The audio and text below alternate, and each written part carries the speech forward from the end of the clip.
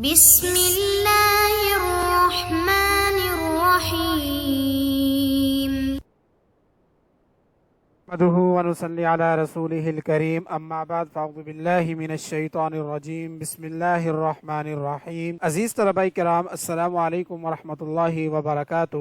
آج ہم عالم اسلام کے وسائل و مسائل کا سبق نمبر 41 پڑھیں گے۔ آج کا ہمارا سبق اسلامی جمہوریہ پاکستان کے حصہ سوم پر مشتمل ہوگا۔ اس سبق کی جانب جانے سے پہلے اپنے پچھلے سبق کا خلاصہ جان لیتے ہیں کہ پچھلا سبق ہمارا کن کن ابحاث پر مشتمل تھا۔ پچھلا سبق ہمارا اسی ملک یعنی اسلامی جمہوریہ پاکستان کے حصہ دوم پر مشتمل تھا۔ اس کا پہلا پوائنٹ اس ملک کے اندر پائے جانے والے مذاہب تھے۔ اسی طرح پچھلے سبق کا دوسرا پوائنٹ ملک کی مختصر تاریخ تھی۔ تو یہ پچھلے سبق کے دو اہم پوائنٹس تھے جس پر ہم نے گفتگو کی۔ چلتے ہیں آج کے سبق کی ابحاث کی جانب۔ آج کا سبق ہمارا اسلامی جمہوریہ پاکستان کے حصہ سوم پر ہے۔ اس سبق کے اندر آج ہم ایک ہی پوائنٹ پر بات کریں گے اور وہ ہے سلسلہ حالات و واقعات۔ تو چلتے ہیں اسلامی جمہوریہ پاکستان کے سلسلہ حالات و واقعات کی جانب، جانتے ہیں کہ اس ملک کے اندر کیا حالات اور واقعات رہے ہیں۔ قیام پاکستان کا اعلان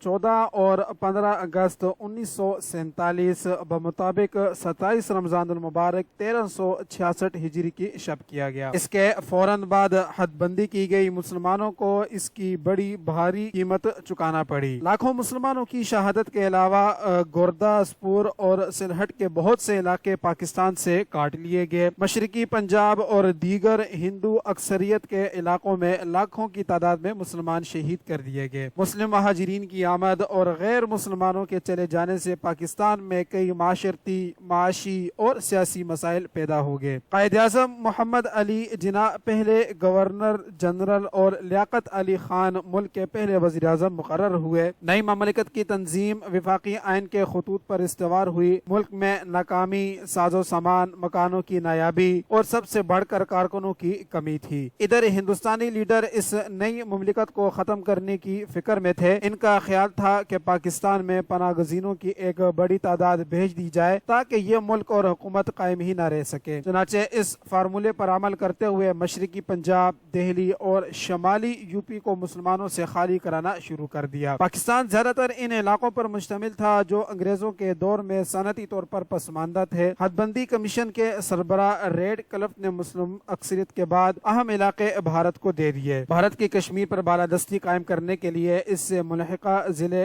گورداسپور اس کے حوالے کر دیا۔ اس کے ساتھ ہی اہم نیری ہیڈ ورکس جو فیروز پور میں تھے اور جہاں سے پاکستانی علاقوں کو پانی فراہم ہوتا تھا بھارت کے حوالے کر دیے۔ اس کے ساتھ ہی پانی کا جھگڑا بھی اٹھ کھڑا ہوا۔ قیام پاکستان کے بعد برطانوی ہند کی فوج بھی دونوں ممالک کے درمیان تقسیم ہوئی۔ جو فوجیں پاکستان کے حصے میں آئیں اس وقت وہ یا تو بھارت میں تھی یا بیرون ملک میں متعین تھی۔ پاکستان کی یہ مجبوری دیکھ کر بھارت نے کشمیر میں اپنی فوجیں اتار کر اس پر قبضہ کر لیا۔ پاکستان کے وجود میں آتے ہی اسے گوناگوں مسائل کا سامنا کرنا پڑا، مگر خوش قسمتی سے اہل وطن کو بابا قوم کی قیادت میسر تھی۔ سب سے اہم مسئلہ کشمیر پر بھارت کے حملے سے پیدا ہوا۔ آزادی کے بعد قائد اعظم صرف 1 سال زندہ رہے، تاہم انہوں نے اس قلیل مدت میں بھی وطن عزیز کے بہت سے مسائل اپنی دور اندیشی سے حل کر دیے۔ 1 جولائی 1948 کو وزیر اعظم نہرو کی ہدایت کے تحت بھارتی فوجوں نے حیدرآباد پر حملہ کر دیا اور نظام حیدرآباد کی ملی بھگت کے تحت مسلمانوں کی ایک زبردست سلطنت پر قبضہ کر لیا۔ قائد اعظم کی وفات کے بعد خواجہ ناظم الدین گورنر جنرل بنے۔ ان کے دور میں بہت سے ممالک سے دوستانہ تعلقات استوار ہوئے اور ان تمام ممالک کے سفارت خانے پاکستان میں قائم ہوئے۔ جولائی 1951 میں بھارت نے اپنی فوجیں سرحدوں پر لا کھڑی کی۔ جواب میں پاکستانی افواج نے بھی نقل و حرکت شروع کی، مگر حکومت پاکستان کے تدبر کے باعث جنگ ٹل گئی۔ 16 اکتوبر 1951 کو وزیر اعظم لیاقت علی خان کی شہادت کے بعد خواجہ ناظم الدین نے اپنی کابینہ کے مشورے پر گورنر جنرل کا عہدہ چھوڑ کر وزارت عظمیٰ کے فرائض سنبھال لیے اور ان کی جگہ ملک کے پہلے وزیر خزانہ ملک غلام محمد گورنر جنرل مقرر کیے گئے۔ خواجہ ناظم الدین اپنی شرافت اور نرم مزاجی کی وجہ سے بطور سربراہ حکومت زیادہ کامیاب نہ ہو سکے۔ ان کے زمانے میں غلے اور اناج کی کمی پیدا ہو گئی۔ سرکاری ملازمین سیاست میں دخل اندازی کرنے لگے اور آئین سازی کی رفتار سست پڑ گئی۔ مارچ 1953 میں تحریک ختم نبوت کی ابتدا हुई। इस तहरीक से पंजाब में नज्म व नस्क की सूरत हाल बहुत बिगड़ गई। चनाचे मार्शल लॉ लगाकर पंजाब में अमन व अमान बहाल किया गया। तहरीक खत्म नबूवत ने नाजिमुद्दीन हुकूमत को काफी कमजोर कर दिया। चनाचे गवर्नर जनरल गुलाम मोहम्मद ने मुदाखलत करके ख्वाजा नाजिमुद्दीन को वजारत उज़्मा से बरतरफ कर दिया और अमेरिका में मुकीम पाकिस्तानी सफीर मोहम्मद अली बोगरा को वजीर आज़म मुकर्रर किया। मोहम्मद अली बोगरा ने मरकजी मुक़न्नना में दोनों सूबों यानी मशरकी और मगरबी पाकिस्तान की नुमाइंदगी के मसले को हल करने के लिए एक स्कीम तैयार की जो 1953 में शाया हुई। इन्हीं दिनों गवर्नर जनरल और मरकजी हुकूमत के बाज़ लीडरों के दरमियान इख्तलाफात पैदा हो गए तो गवर्नर जनरल ने 24 अक्टूबर 1954 को आइन साज असम्बली को तोड़ दिया और हुकूमत के नज़्म व नस्क के लिए नए वजीर मुकर्रर कर दिए। इसी बरस वजीर आज़म बोगरा ने कम्युनिस्ट पार्टी ऑफ पाकिस्तान पर पाबंदी आयद कर दी। 28 मई 1955 को नई आइन साज असम्बली का इंतखाब अमल में लाया गया जिसके 80 अरकान थे। इस मरतबा मुस्लिम लीग ने मोहम्मद अली बोगरा को असम्बली में पार्लिमानी लीडर न चुना तो वो वजारत उज़्मा से अलग हो गए और चौधरी मोहम्मद अली ने मुत्तहिदा महाज और मुस्लिम लीग पर मुश्तमिल एक मखलूक हुकूमत बनाई। जब चौधरी मोहम्मद अली वजीर आज़म बने तो क़याम पाकिस्तान को 8 साल हो चुके थे लेकिन अभी तक इसका आइन नहीं बन सका था। चुनांचे हुकूमत ने मगरबी पाकिस्तान को 4 सूबों और कई रियासतों में बटा हुआ था मशरकी पाकिस्तान की तरह वाहिद सूबा करार दे दिया। चुनांचे सितंबर 1955 में आइन साज असम्बली ने वहदत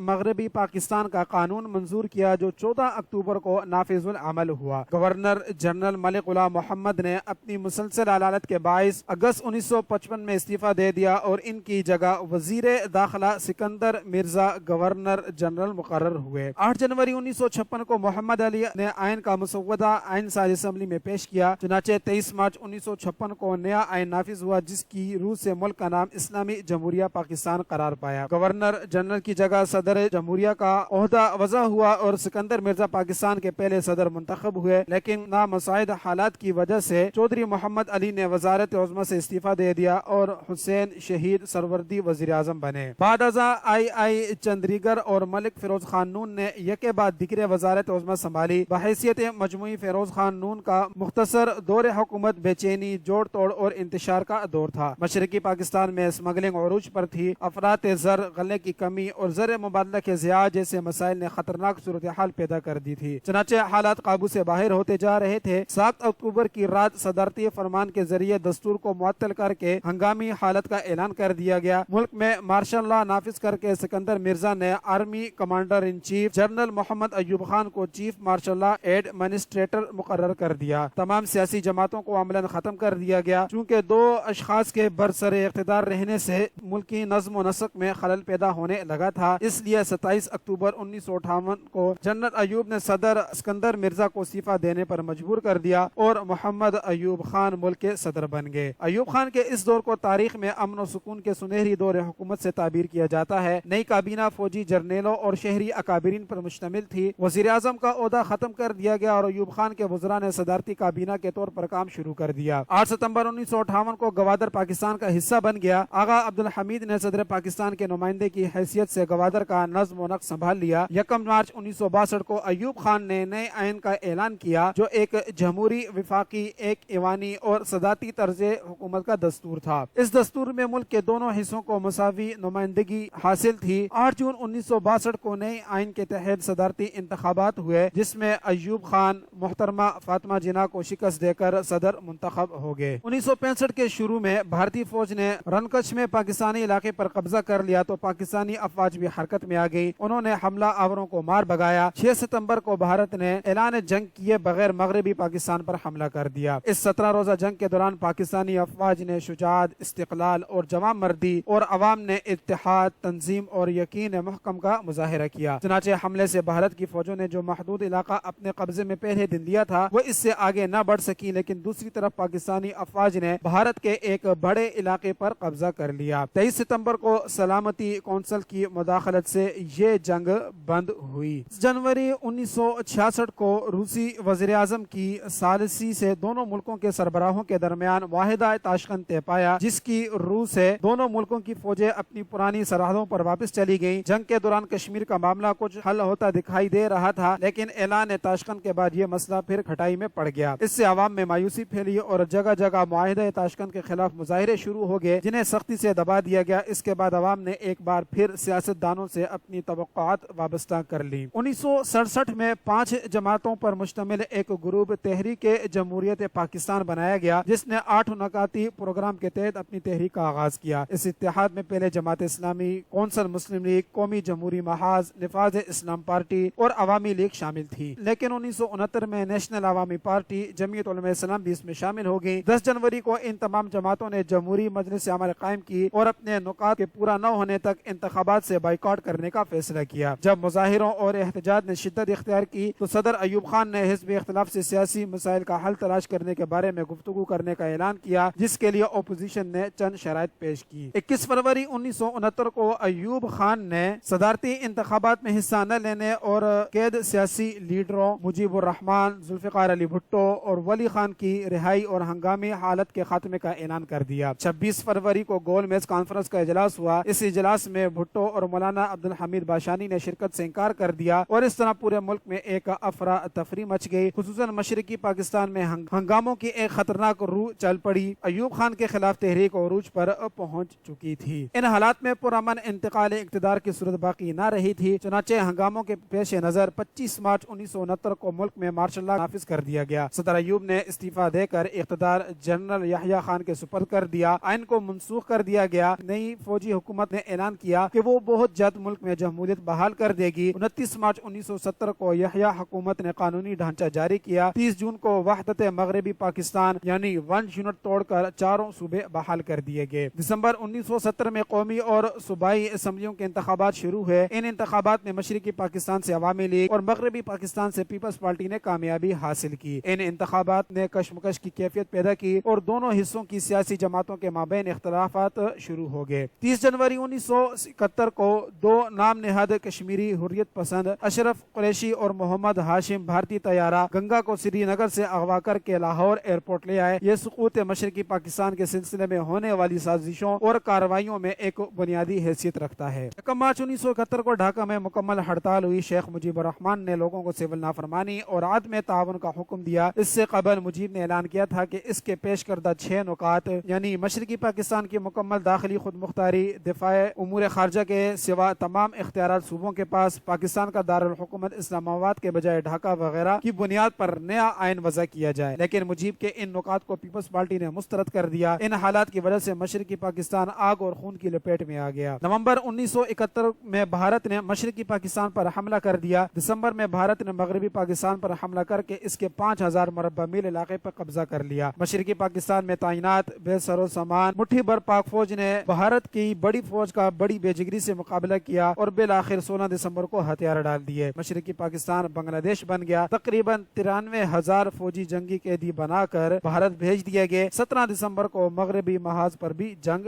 بند ہو گئی۔ 20 دسمبر 1971 کو پیپلز پارٹی کے چیئرمین ذوالفقار علی بھٹو نے قومی اسمبلی میں اکثریتی پارٹی لیڈر کی حیثیت سے صدر مملکت اور چیف مارشل لا ایڈمنسٹریٹر کا عہدہ سنبھالا۔ یحییٰ سمیت 7 جرنیل ریٹائر کر دیے گئے۔ یحییٰ خان نظر بند ہوئے۔ مسٹر بھٹو نے برسر اقتدار آ کر مشرقی پاکستان کے علمے کی تحقیقات کے لیے سپریم کورٹ کے چیف جسٹس مسٹر حمود الرحمان کی سربراہی میں ایک کمیشن قائم کیا۔ 3 جولائی 1972 کو پاکستان اور بھارت کے درمیان شملہ معاہدہ ہوا۔ اس کے تحت دونوں ملکوں کی فوجوں کی بین الاقوامی سرحدوں پر واپسی عمل میں آئی۔ 28 اگست 1973 کو پاکستان اور بھارت نے معاہدہ دہلی پر دستخط کیے، جس کے تحت اپریل 1974 تک پاکستانی جنگی قیدیوں کی رہائی عمل میں آئی۔ 1975 میں صوبہ سرحد کے وزیر اعلیٰ حیات محمد خان شیرپاؤ کا قتل ہوا، جس کے نتیجے میں عوامی نیشنل پارٹی کو غیر قانونی قرار دے دیا گیا۔ امریکہ نے پاکستان پر 10 سال سے اسلحے کی فروخت پر پابندی عائد کر رکھی تھی، وہ اٹھا لی گئی۔ 1976 میں پاک بھارت سفارتی تعلقات دوبارہ بحال ہوئے۔ 7 مارچ 1977 کو پاکستان میں قومی اسمبلی کے دوسرے عام انتخابات ہوئے۔ قومی اسمبلی کی 19 نشستوں پر پہلے ہی پیپلز پارٹی کے امیدوار بلا مقابلہ منتخب ہو چکے تھے، چنانچہ باقی 181 نشستوں کا فیصلہ 7 مارچ کو ہوا اور پیپلز پارٹی نے 155 نشستوں پر کامیابی حاصل کر کے واضح اکثریت حاصل کی۔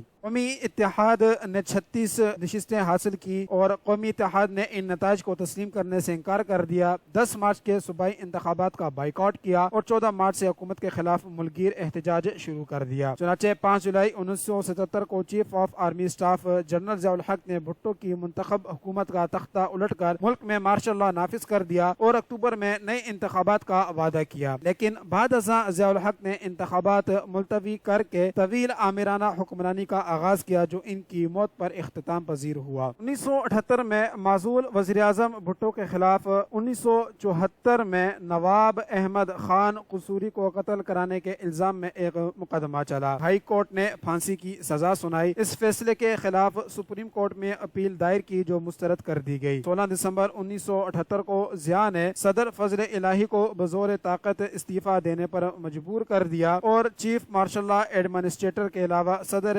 जमहूरिया का ओहदा भी संभाल लिया। 1980 में अफगानिस्तान पर सोवियत यूनियन के हमले की वजह से लाखों अफगान मुहाजिरीन पाकिस्तान में दाखिल होकर पनागजीन हुए, जिनका बोझ बर्दाश्त करने के लिए अक़वाम आलम की तरफ से पाकिस्तान को खतीर रकम इमदाद में मिली। 4 अप्रैल 1979 को फौजी हुकूमत ने भुट्टो को फांसी देकर शहीद कर दिया। अमेरिका ने पाकिस्तान के इक्तिसादी इमदाद में इस दलील के तहत कमी कर दी कि पाकिस्तान दूसरे ममालिक के ताउन से एटम बम बना रहा है। सदर ज़ियाउल हक ने 16 अक्टूबर और 17 नवंबर को मुनक्किद होने वाले इंतखाबात गैर मुअय्यना मुद्दत तक मुलतवी कर दिए। 19 दिसंबर 1984 को जनरल ज़िया ने इस्लाम नाफिज करने की बुनियाद पर एक रेफरेंडम मुनाकिद कराया, जिसमें वो मजीद 5 साल के लिए सदर मुंतखब हो गए। 12 जनवरी 1985 को ज़िया ने गैर जमाती पार्लिमानी इंतखाबात कराने का ऐलान किया। चुनाचे 25 फरवरी को कौमी असम्बली और 28 फरवरी को सूबाई असम्बलियों के इंतखाबात मुनाकिद हुए, जिनके नतीजे में मोहम्मद खान जुनेजो वज़ीर आज़म मुंतखब हुए। 18 जुलाई 1985 को कायद आवाम भुट्टो के छोटे साहिबजादे शाहनवाज भुट्टो को पेरिस में साजिश के जरिए जहर देकर कत्ल कर दिया गया। 30 दिसंबर को मुल्क से मार्शल लॉ का खात्मा हुआ और आइन बहाल हुआ। अजीज तलबा कराम, इस तरह हमारा आज का ये सबक